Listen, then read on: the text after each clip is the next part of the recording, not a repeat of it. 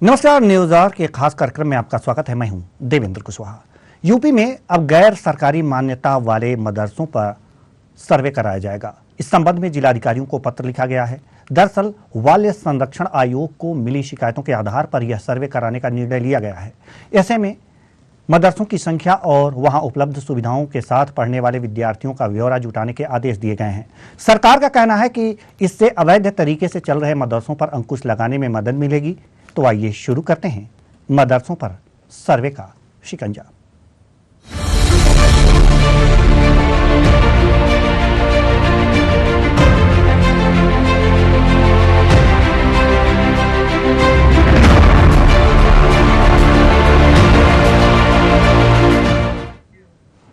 UP की योगी आदित्यनाथ सरकार ने अब अवैध मदरसों पर नजर गड़ा दी है। दरअसल सरकार मदरसों का कायाकल्प करना चाहती है, लेकिन राज्य में कई ऐसे मदरसे हैं जो अवैध तरीके से चल रहे हैं। ऐसे में इन मदरसों को पर्याप्त सहायता नहीं मिल पा रही है। यही वजह है कि अब योगी सरकार मदरसों को लेकर सजग है। सरकार ने मदरसों की शिक्षा व्यवस्था को लेकर राज्य के सभी जिलाधिकारियों को सर्वे कराने के निर्देश जारी किए हैं, जिसमें जल्द मदरसों का सर्वे कर रिपोर्ट प्रशासन को सौंपने के निर्देश दिए गए हैं।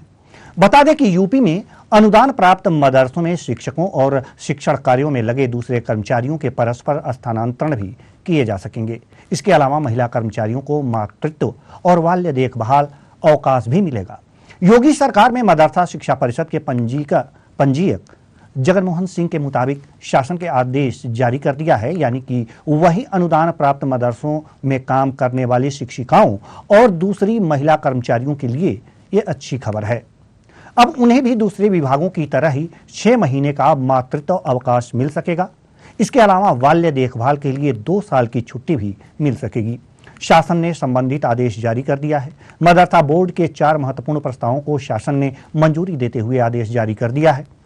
अब राज्य अनुदान प्राप्त मदरसों में व्यवस्था बदलने जा रही है।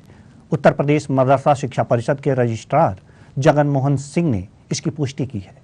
उनके मुताबिक शासन ने आदेश जारी किया है, जिसमें कहा है कि राज्य के अनुदानित मदरसों के शिक्षक एवं शिक्षणेतर कर्मचारियों का अब आपसी सहमति से तबादला हो सकेगा। इसके लिए जिला अल्पसंख्यक कल्याण अधिकारी की ओर से अपनी संस्तुति सहित आवेदन को 2 माह के भीतर रजिस्ट्रार मदरसा बोर्ड को प्रस्ताव भेजना होगा।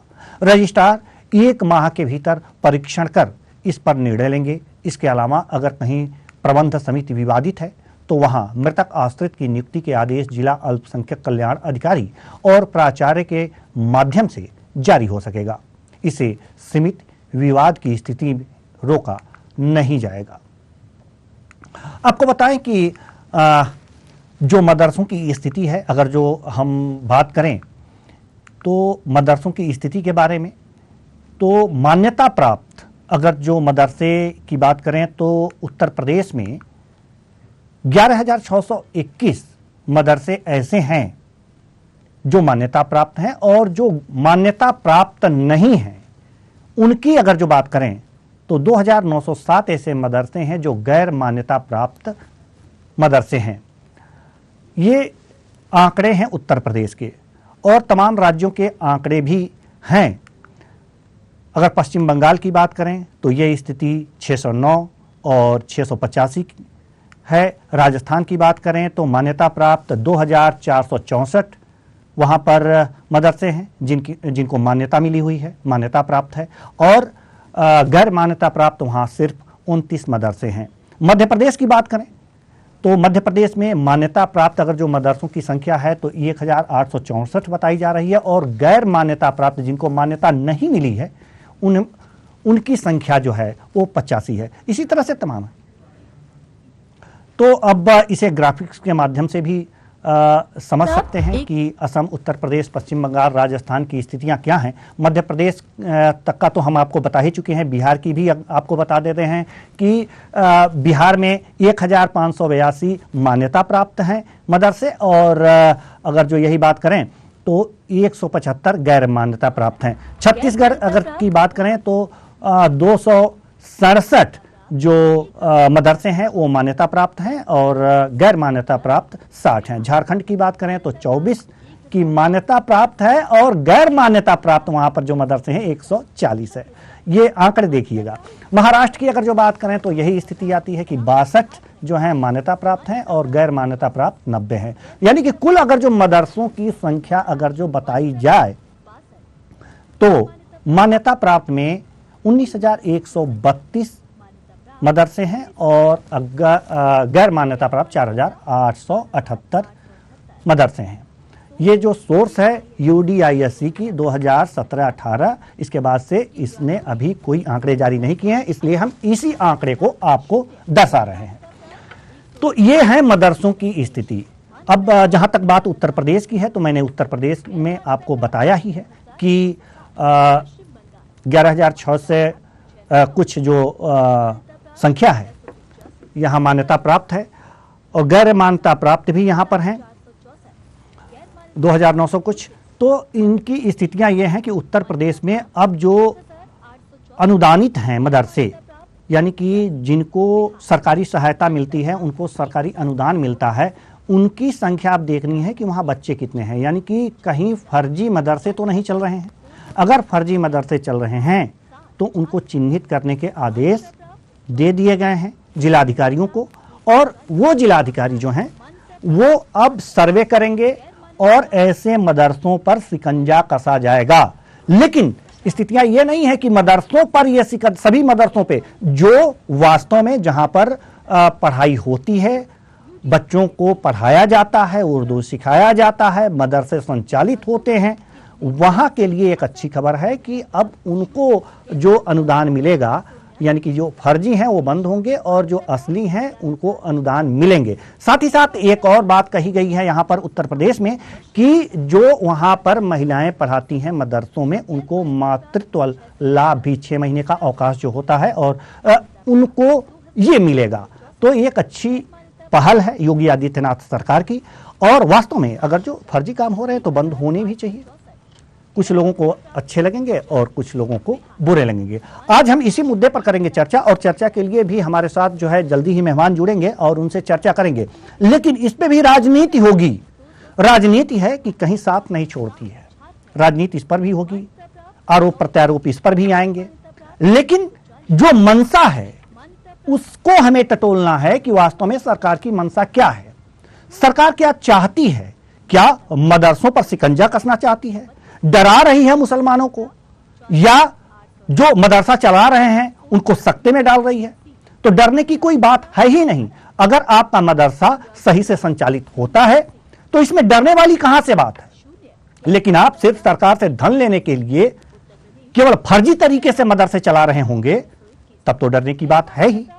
और ऐसे मदरसों पर शिकंजा कसना लाजमी है, क्योंकि इससे न ही मुस्लिम भाइयों के बच्चों को कोई लाभ होने वाला है और न ही समाज को, उस समाज को कुछ लाभ होने वाला है। ऐसे कुछ लोग जो हैं इसे अपने पैकेट भरने का काम करते हैं, तो उनका जो ये पैकेट है वो खाली रह जाएगा।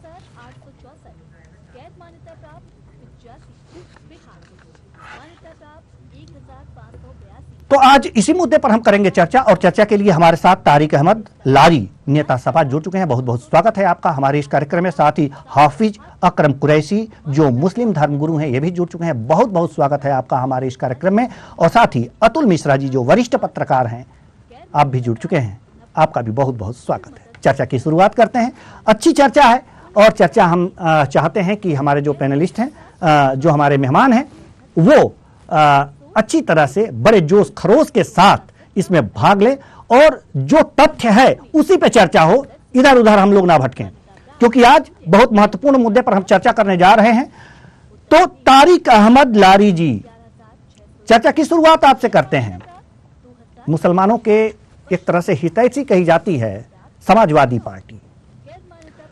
अब योगी आदित्यनाथ की सरकार ने एक आदेश जारी किया है मदरसों का सर्वे कराने की। आपको भी इसकी जानकारी हो गई होगी, किस रूप में देख रहे हैं आप?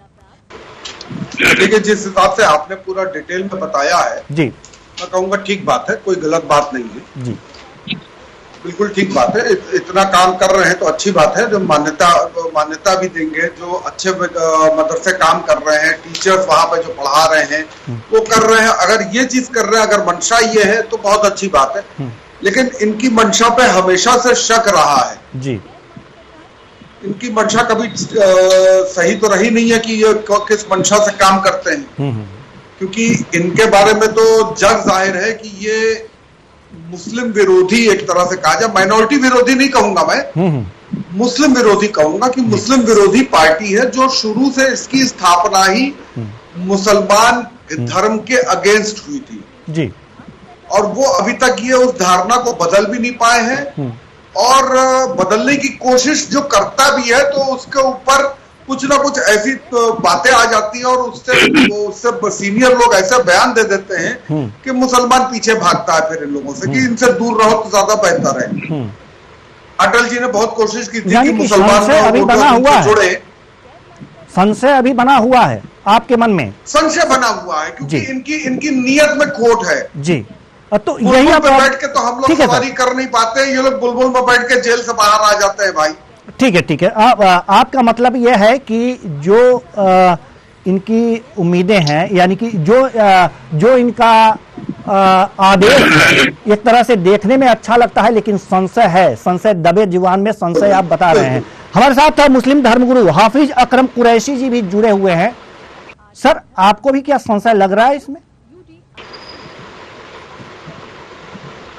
जी, हाफिज अकरम कुरैशी जी।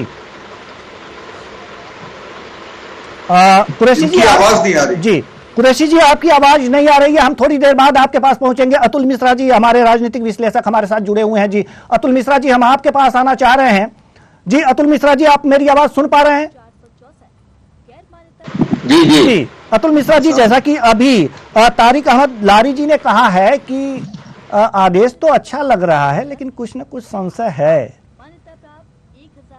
क्या लगता है आपको? देखिए, सपा के जो प्रवक्ता बैठे हैं, कुशवाहा जी आवाज जो है रिवर्स कर रही है हमारी। ठीक है, हम इसे दुरुस्त कराने का प्रयास कर रहे हैं सर, जारी रखिए, थोड़ी तकलीफ के बाद सही हो जाएगा। हाँ, सपा के जो प्रवक्ता हैं उन्होंने एक बात कही है कि इनकी मंशा पे शक है। इनसे ये पूछिए कि अभी एनसीआरबी की एक रिपोर्ट आई है जी, और जिसमें उत्तर प्रदेश की भी रिपोर्ट दी गई है जी। तो ये पूछा जाए कि 6 साल हो गए योगी सरकार को, ये बता दे क्या हिंदू मुस्लिम कभी दंगा हुआ? नहीं हुआ, एक बार की बात आप छोड़िए। और दूसरी बात इन्होंने कही कि मुसलमानों को वो मतलब धारणा के अनुसार भगाया जाता है। लेकिन अगर आप उसको कुशवाहा जी देखें तो जो इनके नेता हैं वो ऐसे शब्दों का प्रयोग करते हैं कि जो उनके बीच में बीज बो देता है। अब मैं दूसरे नंबर पर आता हूं। आपने कहा 11,621 मदरसों को मान्यता प्राप्त है और 2,907 गैर मान्यता प्राप्त है। आप उसके बाद उत्तर प्रदेश से थोड़ा मैं आपको असम की तरफ लेके चलता हूं, हेमंत बिस्वा की तरफ जी। क्या उन्होंने जो इस समय पे वहां पे चल रहा है, क्या उनके दिमाग में कुछ गलत है? ऐसा कुछ नहीं है कुशवाहा जी। बस सिर्फ ये सिस्टम होना चाहिए कि उनको, जो हमारे मुसलमान बच्चे हैं, उनको ज्ञान लेने का अधिकार है। प्रधानमंत्री जी ने भी ये बात कही थी कि इनको कंप्यूटर का, एक हाथ में कंप्यूटर होना चाहिए और एक हाथ में इनके लैपटॉप होना चाहिए। अगर देश का प्रधानमंत्री इतनी अच्छी नीयत रखता है, इतनी अच्छी सोच रखता है, तो इसमें कौन सी बुराई है? इसको गलत ढंग से सोचना हमारे हिसाब से कुशवाहा जी ठीक नहीं है जी। अब इसका एक ही शब्द का उत्तर है, मदरसों पर गोलमाल इसलिए उठा रहे हैं ओवैसी जी सवाल। मतलब मदरसों पे गोलमाल इसलिए ओवैसी जी सवाल उठा रहे हैं। मतलब संशय कुछ है नहीं, संशय पैदा किया जा रहा है, कहने का मतलब ये है। जी जी जी जी जी जी बिल्कुल जी। बिल्कुल। तारिक अहमद लारी जी, तारिक अहमद लारी जी, संशय कुछ है नहीं, पैदा कर रहे हैं आप लोग, तो अच्छी बात तो है नहीं है। जब कुछ संशय है ही नहीं तो पैदा करने की जरूरत क्या है? जब सामने आएगा तो देखा जाएगा। मिश्रा जी की बात आप खुद ही समझ लीजिए कि कितने होशियार आदमी हैं जी, कि इनको लैपटॉप और कंप्यूटर के बारे में जी लैपटॉप लेगा, एक हाथ में कंप्यूटर लेगा।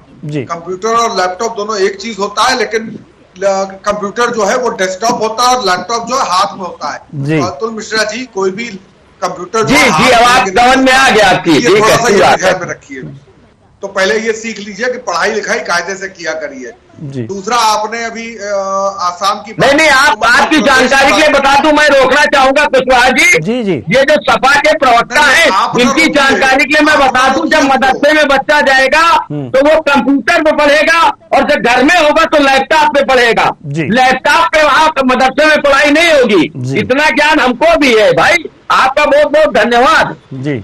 हाँ, स्पष्टीकरण हो गया ना, एक हाथ में लैपटॉप स्पष्ट कर दिया अतुल मिश्रा जी ने। आपने कहा था एक हाथ में लैपटॉप, एक हाथ में कंप्यूटर, आपने ये नहीं कहा था। तो हम आपका ज्ञानवर्धक गोली भी आपको दे देंगे। चलिए, अब शर्मा जी की गोली ले लीजिए आप। हाँ, वो शर्मा जी ने जो सर राजनीतिक पार्टी है, गोली मत दिया कीजिए, जनता कुछ दूसरा ही समझ लेगी। राजनीतिक पार्टी के प्रवक्ता है सर, गोली मत दिया कीजिए जी। नहीं, अब समझिए, ज्ञानवर्धक गोली दे रहा हूं। ठीक है सर। मसला समझिए कि उन्होंने आतंकवाद के नाम पे जो मदरसा ढाहा है, अरे उन्हीं के सांसद साध्वी प्रज्ञा आतंकवाद के मामले में जेल गई हुई है, बेल पर बाहर हैं। तो पहले जिस इंस्टीट्यूशन से वो आई हो उस इंस्टीट्यूशन को तो ढा दीजिए शर्मा जी, कि आतंकवादी पैदा कर रहे हैं। अच्छा, मेजर को यहाँ से वो भेजा जाता है, मेजर जाता है, मेजर को बाकायदा आर्मी का मेजर था। ठीक है, ये शिक्षा से आप आतंकवाद तक पहुंचा दिए आप। सर कहां पहुंचाएंगे आप लोग? माफ कीजिएगा सर, इन्हीं की बात का जवाब मैं शिक्षा की बात मैं कर रहा हूं, मैं शिक्षा की बात कर रहा हूं। शर्मा जी ने जो बात और मदरसे के जी ने बात कही शर्मा जी की, तो वही मैं कह रहा हूं जी। अब मैं आगे आता हूं, ये महिलाओं की बात कर रहे थे जी। तो भाई जो संस्था, जो पार्टी, जो संगठन अपने महिलाओं, हेलो जी, आपकी आवाज आ रही है सर जी, आपकी आवाज आ रही है लारी साहब, आपकी आवाज आ रही है। लग रहा है कि हमारी आवाज उन तक नहीं पहुंच पा रही है। तो हाफिज अकरम कुरैशी जी, हम आपके पास आना चाहेंगे। आप तक मेरी आवाज पहुंच रही है? जी जी। तारिक अहमद जी, हम आपके पास आएंगे। मेरी आवाज पहुंच पा रही है? जी, आपकी आवाज हमारे पास बखूबी पहुंच रही है जी। हाफिज अकरम कुरैशी जी, जैसा कि मैंने सवाल आपसे किया था, शायद मेरी आवाज आप तक नहीं पहुंची थी। सवाल आपसे यही था कि तारिक अहमद लारी जी को जो ये नया आदेश योगी आदित्यनाथ जी की सरकार ने जारी किया है मदरसों के सर्वे के लिए, उसमें कुछ संशय दिख रहा है। वैसे तो सब ठीक है, लेकिन फिर भी इनको कुछ संशय दिख रहा है। आपको क्या दिख रहा है? देखिए सर, शिक्षा का जो मंदिर है, शिक्षा का जो मंदिर है, चाहे वो मदरसा हो और चाहे वो स्कूल हो, उसको सबको एक ही निगाह से देखना चाहिए। बिल्कुल। शिक्षा के मंदिर पे संदेह करके जांच कराना या उस पर या किसी अधिकारी पर जो है इस बात से संदिग्ध सोच रखना कि भाई वो गलत जांच करेंगे। हमने तबलीगी मामले में देखा कि सरकार ने हमारे ऊपर ठिकरा फोड़ने की कोशिश करी, लेकिन अधिकारियों ने निष्पक्ष जांच करके हमें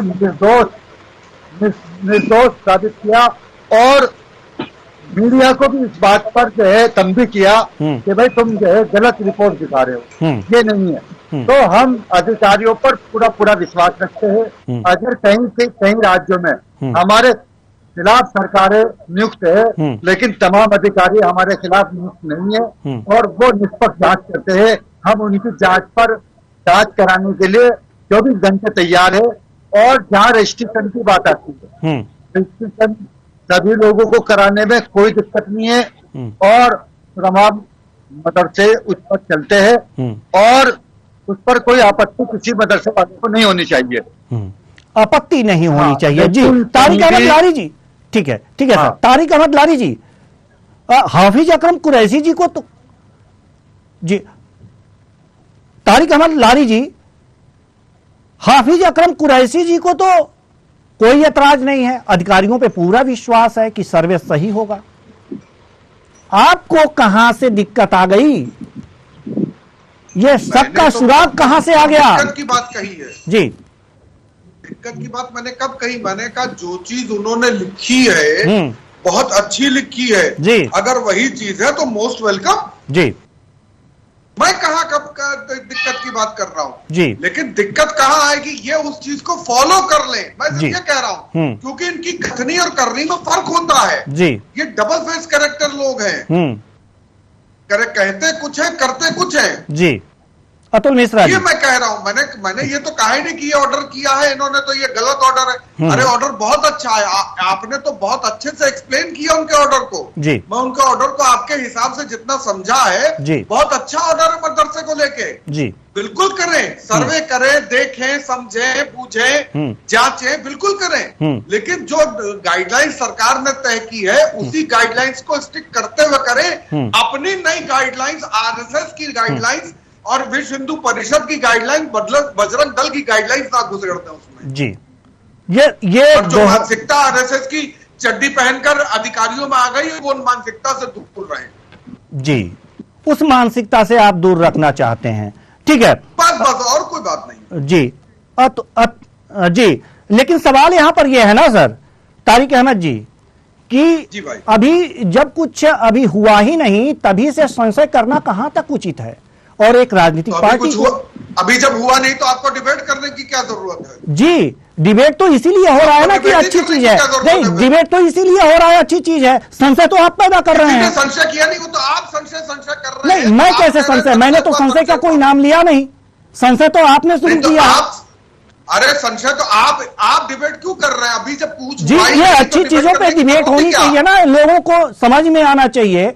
जैसे कि आपने कहा है कि जो आपने बताया है, आपने ही कहा है कि जो मैंने बताया है वो बहुत अच्छी चीज है, बहुत अच्छी चीज है। तो बहुत अच्छी चीज तो लोगों के बीच जानी चाहिए ना। नहीं, बहुत अच्छी चीज तो लोगों के बीच जानी चाहिए। डिबेट करने की क्या जरूरत है? नहीं सर, जो अच्छी चीज है वो तो आपके कहने से हम डिबेट थोड़ी डिबेट का सब्जेक्ट रखेंगे सर। आपके कहने से डिबेट का सब्जेक्ट हम नहीं रखेंगे। माफ कीजिएगा सर, माफ कीजिएगा। मैंने खुद कह रहा हूँ जी, ये मैं खुद कह रहा हूँ कि बहुत अच्छे ढंग से आपने एक्सप्लेन किया है सरकार। बिल्कुल, तो अच्छी चीजें वही मैं कह रहा हूँ ना सर, वही मैं कह रहा हूँ कि अच्छी चीजें लोगों के बीच जानी चाहिए। सिर्फ आप तक क्यों जाए? अगर आपको ही बोलना है तो हमको ना बुलाइए। नहीं सर, नहीं सर, कोई बोलना है तो हमको ना बुलाइए ना फिर। नहीं, तो आपने मुझ पे आरोप लगाया है ना, तो मुझ पे आरोप लगाया है ना। बात तो पूरी सुन लीजिए। हाँ ठीक है, बात तो सुन लीजिए, सुनाइए। अरे तो बात तो सुनिए, फिर आप जवाब दीजिए उस पे।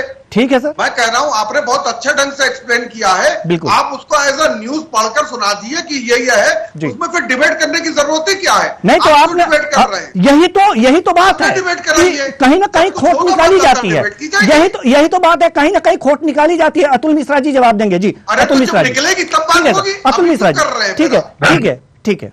देखिए, जो कुशवाहा जी जो सपा के प्रवक्ता हैं जी, उन्होंने आप पर भी संशय उठा दिया है। बिल्कुल बिल्कुल, विवेक पर भी संशय उठाया और इसके पहले इन्होंने सरकार पर भी संशय उठाया कि मंशा सही नहीं है। देखिए, दोनों बातों से पलट रहे हैं अपनी। दूसरे नंबर मैं बताना चाहता हूं कि 5 साल अखिलेश जी की सरकार रही, अखिलेश जी की सरकार रही, क्या ये स्थानांतरण की जो आज स्थिति है कि लाभ मिलेगा वो नहीं मिलता था। आपने बताया महिलाओं को सुविधा दी जाएगी, वो नहीं दी जाती थी। 6 साल का मातृत्व अवकाश दिया जाएगा, वो नहीं दिया जाता था। 2 साल तक बच्चे को पालने की सुविधा दी जाएगी, छुट्टी दी जाएगी, वो नहीं दिया जाता था। उस समय संशय क्यों नहीं उठाया सपा के प्रवक्ता ने?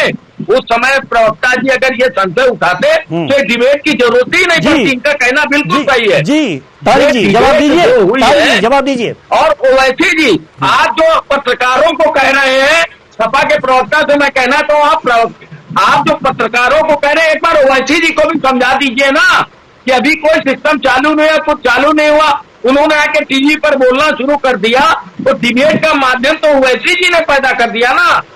आपको उनको समझाना चाहिए जो आज हिंदुस्तान के मुसलमानों भाइयों के खैरख्वाह बनते हैं, और जबकि हम और आप समय निकाल के आपस में मिलते भी हैं, रहते भी हैं, सब कुछ करते हैं, तो उनको कौन समझाएगा? जी तारिक, संशय उठना बंद होगा। तारिक जी जवाब दीजिए अब।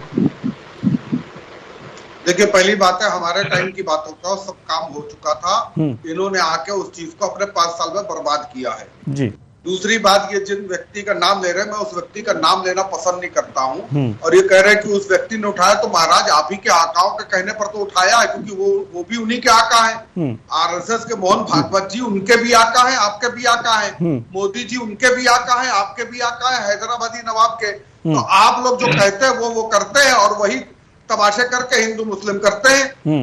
आपके अनुसार वो कार्य करते हैं, वो अपने अनुसार नहीं करते हैं। वो कितनी सांस लेंगे और दिन में कितनी बार सांस लेंगे, कितनी बार ऑक्सीजन लेंगे और कितनी बार कार्बन डाइऑक्साइड छोड़ेंगे, ये भी वो आप लोगों से पूछ के करते हैं। देखिए कुशवाहा जी कितने ज्ञानी व्यक्ति हैं ये, डिबेट में इनको सब मालूम है कि कौन किसका आका है, कब वो सांस लेता है, कब क्या करता है, फिर भी डिबेट में संशय पैदा करते हैं। फिर भी डिबेट पर संशय पैदा करते हैं, पत्रकारों की डिबेट पर संशय पैदा करते हैं। अरे इसको तो समझिए कि आप कम से कम इस चीज को समझना शुरू कीजिए कि इस पत्रकारों की डिबेट पर आप जो है संशय करना बंद करें।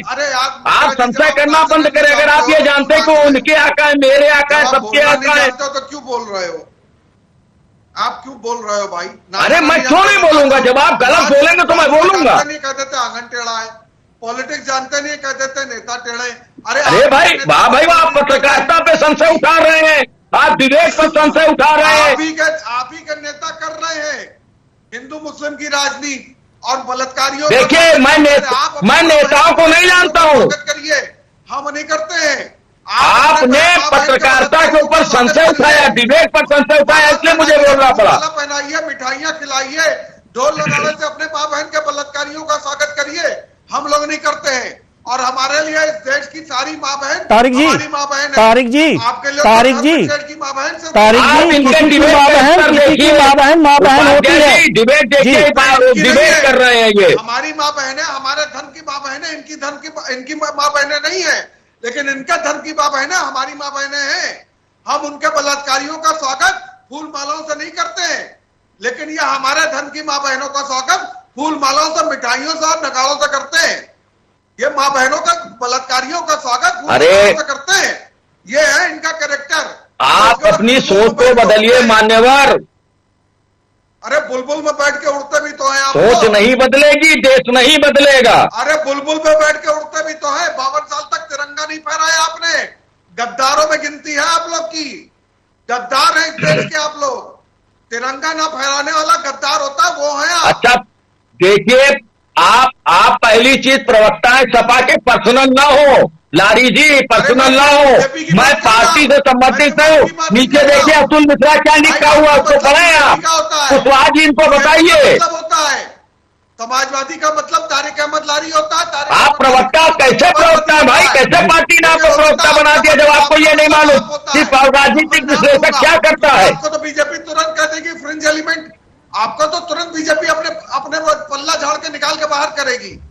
बच्चा चोरी आप करें, मूत्र आप आदिवासी महिलाओं को आप पिलाएं, बलात्कारियों का स्वागत आप लोग करें और इल्जाम दे कि हम देशद्रोही। वेरी गुड, हम बलात्कारी, वेरी गुड। अरे आप ये बताओ, जो मदरसों पे डिबेट हो रही उसको करिए। संत आपका है, हर ठीक है सर, उसको करिए। कहाँ लंदन चले जा रहे हैं, अमेरिका चले जा रहे हैं भाई? जहां तक बात है मदरसों की, जहां तक बात है सर, हम दोनों मेहमानों से कहेंगे कि हमारे पास समय की कमी है।